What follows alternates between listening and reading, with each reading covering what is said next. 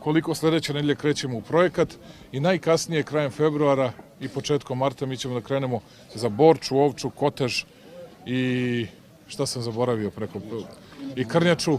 Krećemo da radimo kanalizaciju krajem februara, početkom marta. Dakle, računajte da koliko je to potrebno. One tamo godine, dakle, za godinu i po dana imamo završenu kanalizaciju koju ljudi čekaju po 60 i 70 godina.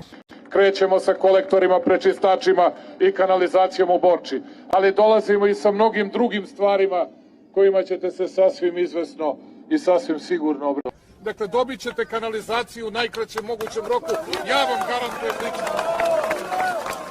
Krećemo sa kolektorima, prečistačima i kanalizacijom u Borči. I ja sam odgovoran za to. Ja sam odgovoran za to i niko drugi za to nije odgovoran. I mene držite za reč za to i meni kažete da sam kriv ako se tako nešto ne bude dogodilo.